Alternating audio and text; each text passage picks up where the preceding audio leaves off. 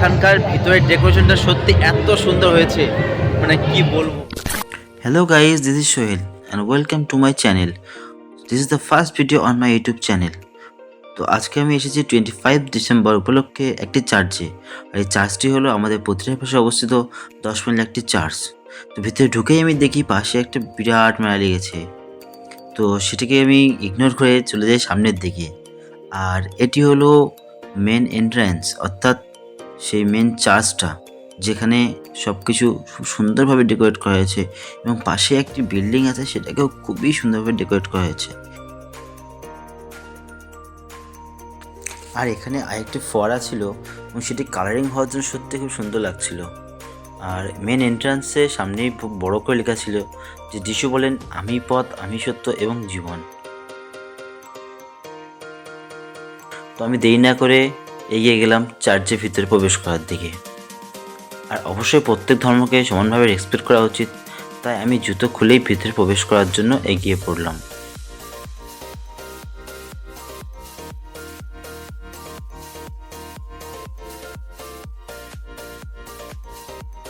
আর এই হচ্ছে ভিতরের ডেকোরেশন, সত্যি মন মুগ্ধকর।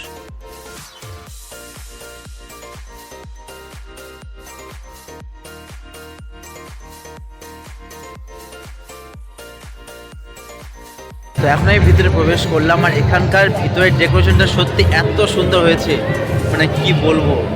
তোমাদের দেখাই, সত্যি খুব সুন্দর হয়েছে ডেকোরেশনটা, এবং এরা প্রত্যেকটা জিনিসটি খুব ডিটেলভাবে সাজিয়েছে।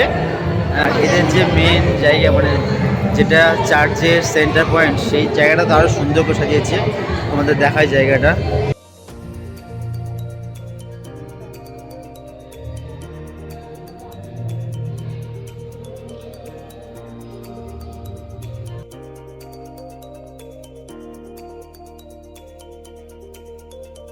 আর এটা হলো সেই জায়গা যেখানে অনেকে ক্যান্ডেল জ্বালিয়ে তাদের উইশগুলোকে প্রে করছিল।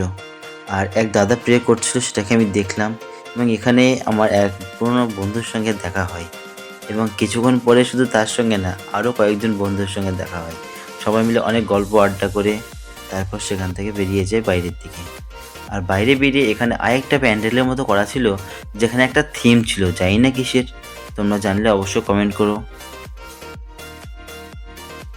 সেখান থেকে চোখ সরাতেই দেখি পাশে আর একটা প্রোগ্রাম হচ্ছে, যেখানে অনেক লোক দাঁড়িয়ে দাঁড়িয়ে দেখছে।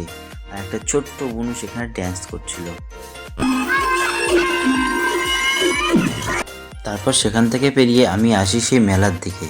আর এখানে এসে দেখি প্রচুর দোকান বসেছে, বাচ্চাদের খেলনা থেকে শুরু করে স্টেশনারি থেকে শুরু করে সব রকম দোকান বসেছে। আর এটা হচ্ছে মেলার আরেক সাইড, যেখানে চারিদিকে শুধু খাবারের দোকান। এত পরিমাণে খাবারের দোকান ছিল বলার মতো না। সব দেখা শেষ, এখন ফাইনালি বাড়ি যাওয়ার পালা।